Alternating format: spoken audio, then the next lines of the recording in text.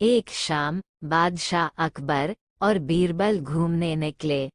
बातों ही बातों में अकबर ने बीरबल से कहा, हमारी राजधानी में बहुत से आलसी लोग होंगे, उनमें से यदि तुम सबसे बड़े आलसी को खोज निकालोगे तो हम तुम्हें भारी इनाम देंगे।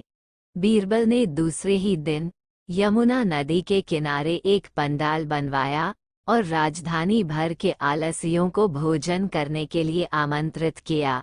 आलसियों की टोली भोजन करने के लिए निकली। कुछ लोग जम्हाई लेते लेते चल रहे थे, कुछ को घिसट घिसट कर चलना पड़ता था। कितने ही आलसी दूसरों के धक्कों से आगे बढ़ रहे थे।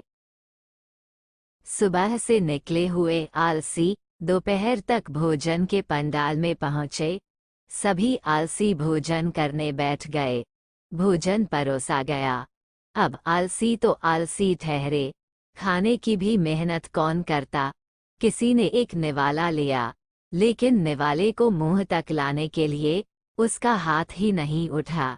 किसी ने निवाला मुंह में डाला तो भी उसे चबाने की कोई जल्दी नहीं थी। घंटों बीत गए, लेकिन उनका खाना समाप्त नहीं हुआ। धीरे धीरे अंधेरा होने लगा। तभी बीरबल के कहने से उसके एक नौकर ने मंडप में आग लगा दी। आलसी लोग धीरे धीरे मंडप से बाहर निकलने लगे। उन्हें अपने प्राण बचाने की कोई जल्दी नहीं थी। सभी आलसी एक एक करके चले गए, पर दो आलसी मंडप में अभी भी बैठे रहे।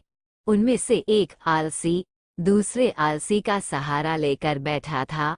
उसने दूसरे से कहा, चलो अब हम भी चलें, यहाँ सब कुछ जलने लगा है। दूसरे आलसी ने कहा, तू जा, मैं मंडप से बाहर आने वाला नहीं हूँ। मेरा बेटा मुझे कंधे पर उठाकर यहाँ छोड़ गया था, अब मैं खुद चलकर मंडप के बाहर कैसे जाऊं? पहला आलसी धीरे धीरे बाहर निकल गया।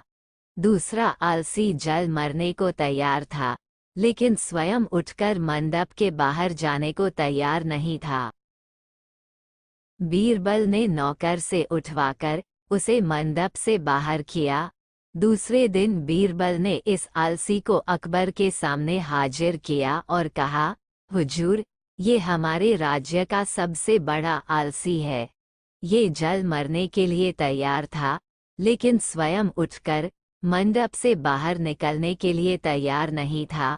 अतः इसे आप सबसे बड़ा आलसी का पदक देकर इसका सम्मान कीजिए।